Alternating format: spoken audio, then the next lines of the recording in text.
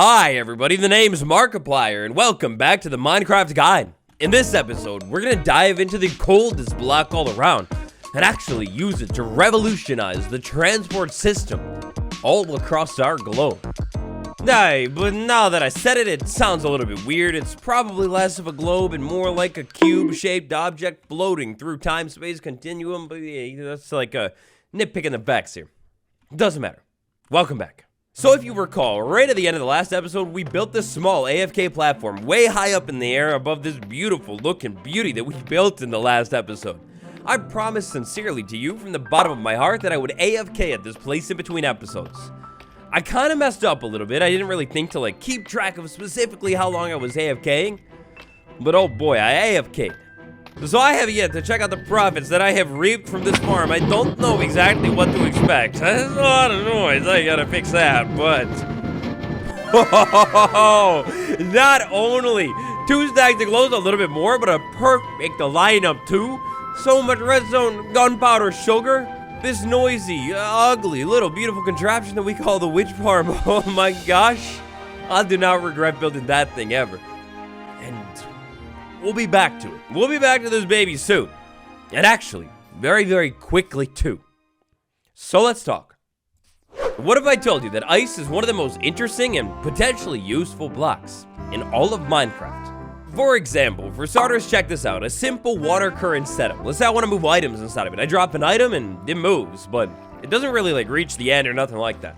If I go ahead and set up the same thing except line ice on the bottom of it, drop an item inside of it, oh, it rockets, it slides. So ice has this really, really interesting property where if we jump on this and walk around, you can check it out. We kind of glide and drift around a little bit. If I start running, the gliding, the sliding, it basically is gonna start to kind of increase my speed a little bit. If I wanted to really increase my movement speed though, we could do a little hack here. We could say, make a hallway that is 2 blocks tall, perfect for me, put ice at the bottom, run and jump inside of it. And I mean, that's a really short spot, but you can see right there, I'm moving pretty quickly. Way quicker than I ever would normally. It's great for transportation. Ice is wonderful for transportation, that is until you get a little bit of a light sources around ice. You see the plain old classic block of ice, the see-through transparent one. If you put light near it, it gets way too warm, it actually melts. And that's a big problem. But there's a really, really easy way around it, and actually this way around it gets even more slippery. And that's actually gonna happen every single time we make a new type of ice. Packed ice. Packed ice is basically like the older brother, the upgraded sibling of a normal ice right there. That's the classic one. We put light near it and it melts. This is the newer one. We go ahead and put light near this thing and it doesn't matter at all. Packed ice is so packed in that it's always going to exist.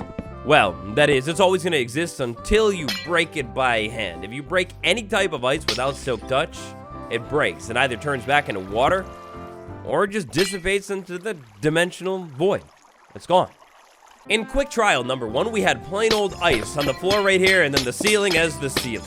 If I go ahead and swap this with packed ice, flip back into survival Minecraft and do the same thing, actually go a little bit quicker. Packed ice is a little bit more slippery, and blue ice is a little bit more slippery than that. But look, I want to be honest with you, by the time we get from packed ice to blue ice, the difference here, it is negligible. It's a small difference. It is an improvement for sure, but is it worth it condensing 9 packed ice into 1 single block right there? Debatable. It's gonna have the same properties as packed ice where it doesn't melt or anything like that, and you can't see through it. It's got this clean, deep blue texture though too. I love it. As you might have guessed, if we slide and slip around an ice, and items slip and slide around an ice, it also is going to translate to entities as well. I go ahead and push mobs around an ice, and check this out. If this mob has nothing else to do, it will just slide around on the ice. And it kind of moves funny too. Entities come in the form of many different things in Minecraft. You could have, say, an item on the ground. That's kind of an entity. You could have, say, a mob walking around on the ground. That's also an entity. I myself am an entity, and also boats are an entity as well. Long story short, ice is going to change the movement of all entities in the game. If I put a boat on ice, as you probably know and love. Alright, sorry about that. If I put a boat on ice, I soar. Especially compared to this normal, dreadful movement speed on land. It's pretty beautiful. F3 and B on Minecraft Java Edition will show hitboxes, including my own. If I go ahead and break out some of the blue ice in here, kind of creating this pattern, then I jump on top of the blue ice and try and do the run jump thing. Check this out. It actually kind of works. It's not like perfect, sometimes you do slip, but you can definitely move across the ice if you time it right. The boat's hitbox is very big, and that makes us very, very cool. It will take zero skill at all to jump into this boat. Sailing here or not, it doesn't matter at this point where I put that. The hitbox is so big that I am never going to slip down into any of these cracks. And that's wonderful. When planning on setting up any kind of ice transport systems... That's weird. When messing with ice inside of your world, step number 1 is get your hands on some kind of silk touch tool so you can actually pick up the ice that you want. The pickaxe is great. After you've got a tool to be able to harvest and collect all of your ice with, you're gonna need to get your hands on a little bit of ice. There are 2 big beautiful biomes where you can find ice really easily. Either up high in the mountains or down low or down surface level, I don't know how to put it. Look here, you're either going to want to head all the way over to the highest mountains inside of your world, and hopefully there's some ice-capped peaks on top of those, or you're going to want to move all the way over to the nearest frozen cold ocean. Hey, by the way, good old Frodor, how are you doing over here? Yeah, you're doing good? Alright, good. I don't want to hear any more from you today. Leave me alone. Baby, ice, baby. We seem to be living right next to a whole smack ton of ice. I gotta be a little bit more strategic about this one, though, because if we're gonna deface and defile these mountains for all eternity, if I'm gonna go ahead and head over to these ice mountains and harvest the ice for my biggest dream project today, I need to be strategic. I've gotta find ice that I'm not gonna see. So going forward inside of this world, I don't know what I'm gonna end up doing with the base. Right now, it kind of ends at the ridge over there, but this is a really nice bowl formation. I like it, with a tall mountain. At some point, I do think I would like to move over here and build, like, small villager settlements, small settlement in general, small anything, you know, something there. Oh, we gotta be careful. There's powder snow all over the place over here, but I'm willing to bet that I could dig into this ice right here, dig a couple more blocks into the ice, and Bro, it's not just on the surface. No, don't do that to me, no! I was gonna say I could dig it out, like make a room, hollow it out, no. Alright, and over here, land that I've never seen before, have not once touched with any eyes or foot or block. There's no more ice. There's not like an island or a mountain that I can go over there and chop it out from. We're gonna have to make this work. Ice. You harvest it with a silk touch pickaxe, a little bit of efficiency, and it's instantaneous. My friend, it's... I can see the caves.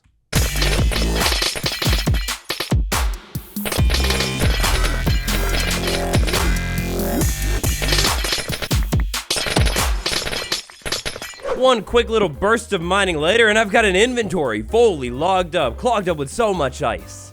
Also a little bit of classic ice, which is gonna do no good for us today. Because of where we're gonna set up our ice transport road, aka inside of the nether, and because I don't wanna have to worry about light and not even think about it ever, using plain old non-packed ice is a terrible idea. Use at least packed ice, maybe even blue ice. Frozen snow, not, I knew it was here, no. I knew it was here, and I never slipped and fell into the frozen snow as if this was an episode of The Shining. No, it's not that, no. It didn't happen. I knew it was here the whole time, didn't jump straight into it. No. So I'm pretty sure I'm no clown, and definitely you guys are not either. You probably have heard of a nether ice road before. They're beautiful, and one of the best ways to travel all around Minecraft. In an earlier episode where we were talking about portal linking, I talked all about how the nether is basically 1/8 of the overworld. In the overworld, I moved 8 full blocks right there. In the nether, that would have been 1 block. That means we could say move, I don't know, 800 blocks in the span of 100 blocks over inside of the nether. It's very efficient. To level it up even more, we could go ahead and combine that boat stuff we were talking about in the intro segment of the video. And this is literally the best transport system that you could build in the entire game. Check this. Alright, so over here inside of the nether, a quick question. We're pretty close to the ceiling, aren't we? Yeah, we're really close. So this is where I gotta make some decisions based off of aesthetic reasons later on. I'm gonna set up a nether hub, and I wanna make it feel nice, big, and grand, but I also wanna make my life relatively easy today, like not over dig or over execute engineer this project. Maybe what I think I do is I dig 2 blocks down and I'll place ice road down there, going all the way that way over to the desert, and all the way over this way to the spawn, and the brand new witch farm too. You're no beginner, I know you probably made nether ice road before, but just in case you haven't, step number 1 is move into the nether and be very, very cautious. We're gonna find a lot of fire today. Great news, this ice is immune to fire, so it won't melt it or nothing like that. For this process that we're going to work on today, it might help to first set up 2 separate portals and link them up with some kind of hallway, so you can kind of like figure out how you want to set your ice road up. I also always like to build my ice roads all the way up at the top of the nether, but you totally don't have to. By building my ice road all the way up here at the highest spot inside of the nether, I am never going to have to worry about anything like lava, bridging over big giant open spots, or nothing like that. For even more on the beauties of Nether Hub at the top of the nether, I guess now that I think about it, we haven't talked about nether hubs at the top of the nether. Check out the linking episode. The boat, F3 and B, it'll show the hitbox. It's a big hitbox. If I wanted to go ahead and say make an ice road for myself inside of the nether, I can make it 1 block wide, something like that. That would be fine. If I want to get the boat involved, though, as you can see right here, that's not going to work. It doesn't fit right there. Here's another catch, though. If I open it up just like that and I put the boat on it, it catches this block and slows down a little bit. To get around that, it's easy. We take this row of blocks out, jump back in the boat, spin around 360, and check this out. It works. And so that right there, my friends, this is the basic setup that you need to know. We'll talk about spicing it up a little bit later on, but for now, all that I need to do is take this hallway out from where I am right now, all the way back over to spawn portal. I'm gonna make it nice and tall because the ceiling's already up there, and then I'm gonna space ice out every other block. Let's go.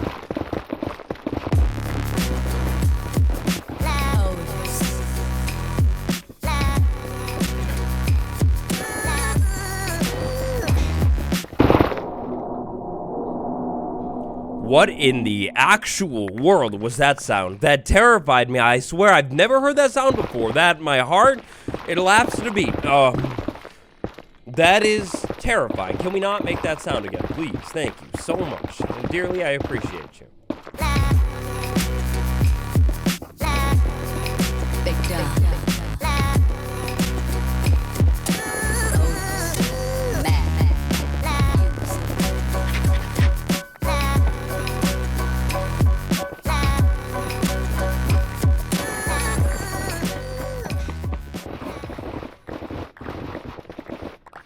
And so here we are, just a tiny bit of time later, in beautiful Ice Road number 1, connecting current main base of the Cherry Blossom biome all the way back up to spawn. It's in, and look at this thing.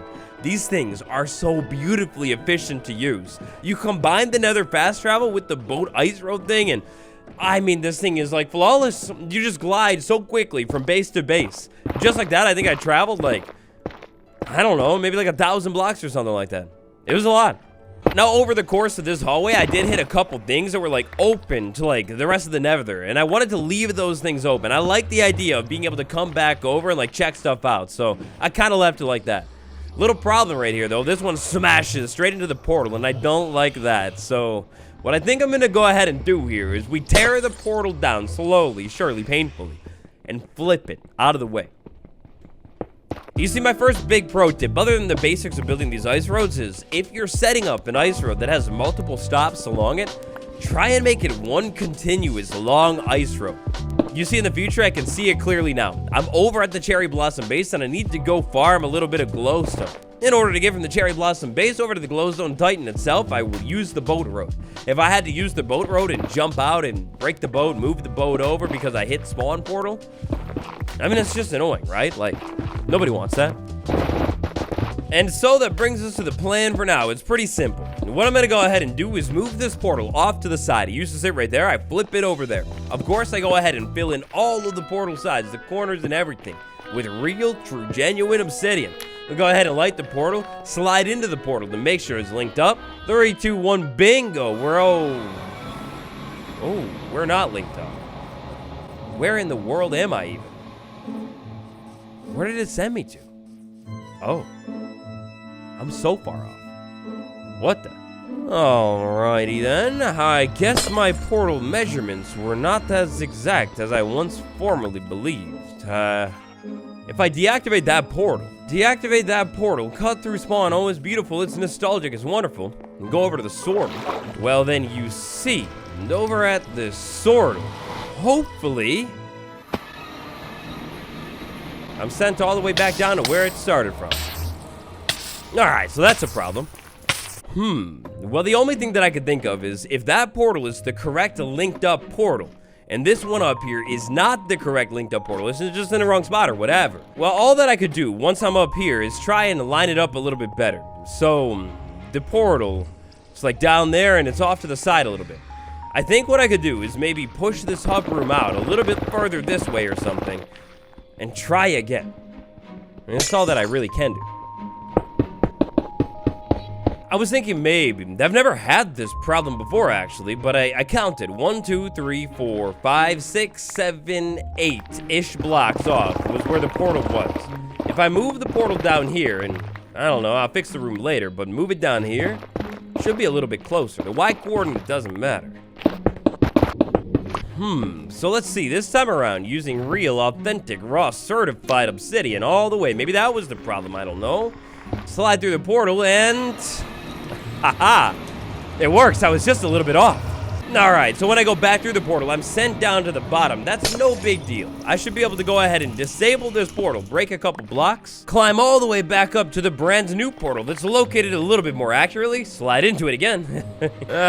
Still works, checked out. Okay, that's beautiful. Never gonna have a problem with that. I should be able to slide back into this now, though, with the other portal broken. And yes, I'm up top. No, it's perfect. Amazing. So next up, it's time to go ahead and finish off of this ice road over to the witch farm. And from this spot right here, it's really not that far at all. My second biggest tip while working on these ice roads here today is work in sections. When I work on these ice roads, what I like to try and do is dig out a little bit of it, turn around, run back in, and catch the ice up a little bit. Now every once in a while, you know how it goes, the inventory fills up. And because I'm a relentless hoarder, needing every single block that I've mined in this world for a reason, we'll say, a very important reason. I rocket all the way back over to the starter base. Check out this chest. I moved all the netherrack away over to here. Long story short today, for reasons, I'm gonna go ahead and try and save every single piece of netherrack that I harvest. After all, I could throw it in a furnace and I don't know, smelt it up to nether bricks or something later on. Maybe super smelter with a crafter in 1.21, I have no clue. I don't know, I'm not a fortune teller.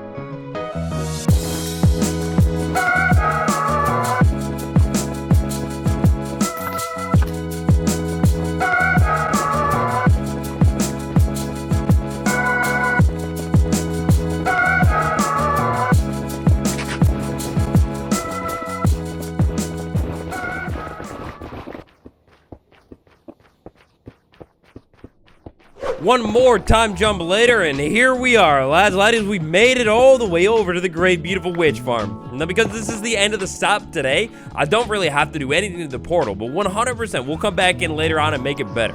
The next major buff that you need to make to your nether ice roads is light level. So right now, I don't know if I'm in the Soul Sand Valley. No, not anymore, but over there, 100% I was through the Soul Sand Valley biome. If I were to leave this tunnel nice and dark like it is right now, unfortunately, mobs would be able to spawn inside of this thing. You got two options. Light, which is the easy one, or slab the entire hallway over and maybe put like buttons or something on top of the ice. If you want to go through all the extra work, maybe the beautification, put slabs everywhere, lower block slabs, and it'll be fine. A lower block slab is way lower than this boat's hitbox right there, so it won't affect the speed or anything like that. The cheap way to spawn-proof your hallway is place a torch right there, go a couple more blocks, and place another torch. If we can get this hallway's light level all the way up to more than 11 everywhere, no nether mobs will ever be able to spawn inside of the hallway. However, this is the thing. If you're inside of the Soul Sand Valley biome, the light level might actually only need to be a little bit less. If I was inside of the Soul Sand Valley biome, which I will be in a minute, then actually skeletons will spawn at a light level of 7 or less, so you don't need to make it as bright. The brightest mob spawning that'll happen inside of the nether, and unfortunately, maybe the most annoying mob spawning as well, is going to be the zombified piglin. Zombified piglins can spawn up to a light level 11 inside of the correct biomes. That's going to mean you're going to need a whole lot of torches to light this thing up. Or maybe like jack-o'-lanterns or something on the floor, if you got that. Now for me today, my nether hallway, I don't really care about it being 100% perfect. If I space these torches out by 3 or so blocks consistently, it'll be like mostly good for the most part. If I want to go even crazier, I could probably bump them down and make it actually 100% spawn proof. But I like the aesthetic of the torches up there. By the way, when building these hallways in the corners, this is what I like to do. Connected ice right here so there's no problem. Then you can easily like spin and turn in the corner. Not an issue. Now, once you start to build these nether ice roads sprawling throughout your nether, because they are very, very samey looking, at least how I'm building mine today, it can get a little bit confusing. Because these things really do all start to look the same after a little bit of time, I highly recommend putting guide signs inside of your system too. Because I like to try and keep all of my nether systems on one road, if I put a sign like this, witch farm, dead ahead, that's going to remind me every single time when I pop through this portal, if I'm trying to go to the witch farm, I need to keep going that way. On the other hand, if I want to go back to the beautiful grove, it's going to be right straight down this hallway. And Cherry Grove, this way. Now, I can almost guarantee it that later on, once we start beautifying each nether hub inside of this world, something that we will definitely be doing, once we end up coming back and make this whole thing look real pretty, I'll definitely switch those fence gates out with probably a more fitting gate, but for now, fence gates, the next big thing you need inside of your nether ice road. So check this out. Let's roleplay. Let's say I just finished up shop over at the Witch Hut Farm. It was beautiful, very, very wild success, so much glowstone. I swing back over to the nether and I want to stop over at the spawn base for something. I don't know, like vibes or something. I'm sailing here and I don't have any fence gates. Because I don't have fence gates, you sail right past it and completely miss it. Then you have to deal with this whole like wonky boat spinning mechanic, try and turn around, sail back over and stop. However, if I have fence gates in here and I try and leave one fence gate closed at all times, you'll never accidentally sail past it. Because it's only a fence gate, all you need to do is slow down a little bit so you can hit the fence gate, and then you can keep moving straight past it if you need to. It's really easy to use. Long story short, fence gates, and more specifically, I like to place one fence gate and another fence gate. Too wide hallway. Excuse me, sir, leave me alone. This is my hub. Get out of here. You're trash garbage. So bad. Anyways, I place fence gates at every single like important major intersection, and I put two of them. I leave one fence gate open, the other one closed. When I need to get through, I flick it open. Easy. Aside from the speed though, another beauty about these nether ice road things is their ease of use. One of my favorite things about these things is if you set them up right and 100% spawn proof them, like, you don't even need to play the game to actually use these things. Oh, hey, rewind real quick. This spot right here, I went ahead and left this open. I didn't make it a full staircase so mobs can't get in here, but yeah, this goes over to the Crimson Forest biome. I thought it might be nice or useful to, like, cut right down into the biome, you know? One other thing you might be wondering about this nether hub tunnel is the blocks that I used. I decided to go ahead and put full netherrack everywhere because, to be honest, ever since that netherrack texture update years and years ago, I don't hate the look of this block. The texture itself is pretty clean, and it almost makes me feel like I'm moving, soaring through the inner innards of my Minecraft world. Like the guts of it. I don't know, maybe it's a metaphor for something, who knows. Another great option for lighting inside of this thing, if you don't want to use a million torches, is of course beautiful, beautiful lanterns, or maybe even more affordably, go ahead and break out one of these netherrack things, and because it's netherrack right here, we could go ahead and place fire, and just light it, and it'll burn forever. I don't really like the aesthetic of fire, so I'm not going to do that. But it's an option. Keep it in mind. Alright, so now, rounding this whole hallway off, I've just about made it all the way back over to spawn here. Using a little bit of quick math to finish up the final hallway that we need to do today, I don't even need to do the math. I can look at the inventory and say, this ice right here, unfortunately, I don't know if it's going to cut it. This is a real long hallway over to the desert. Of course, in a little bit, I will come back in and get all of the other things that I need to get in this room, like fence gates, signs, everything like that. And oh, the way that lined up perfect, I didn't even consider this. I'm gonna have to go ahead and move this thing a little bit later on. On one hand, good news. My dear friend Markiplier is pulling through with this thing, and I think it'll last the whole project. Ugh. But I just need more ice.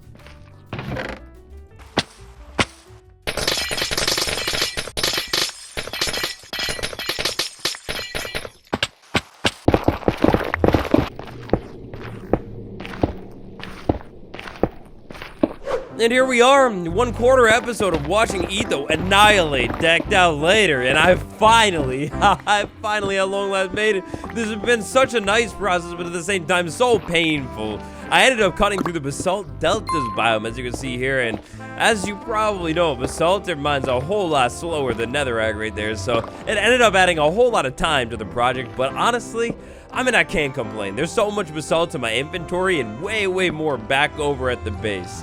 At long last, we have made it. I think for now, I'll leave the stop right here. The resource desert, anytime we need sand or even terracotta as well, maybe even more villagers is not a problem. Fully linked up. Check this out. the entire way. I got torches, I got ice, and I've got blocks all the way around this thing, other than right there. Yeah, so as I've been going through this thing today, I've been trying to fill in all of the blocks and make it look really, really good. I figured once we moved into the basalt deltas, leave the basalt. It kind of looks cool, like a space tunnel or something, so I left it.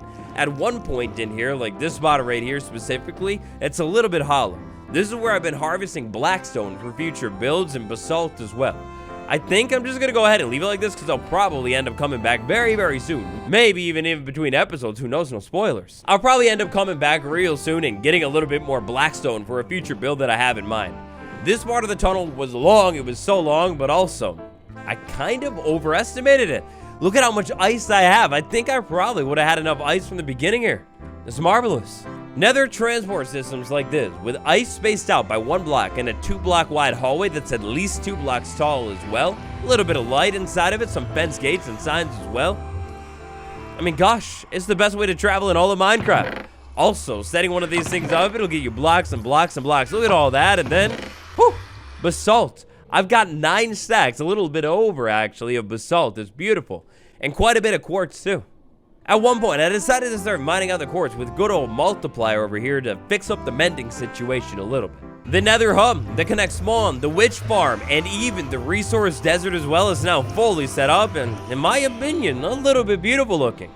Over 100% chance we'll be back inside of the nether, maybe even soon, who knows, to start building out the nether hub system even more. But there is one final thing on the menu here today. Project Hollow still continues, that was part of it. But now that we're finally at long last back over at the base, we can take a look at the villager challenge.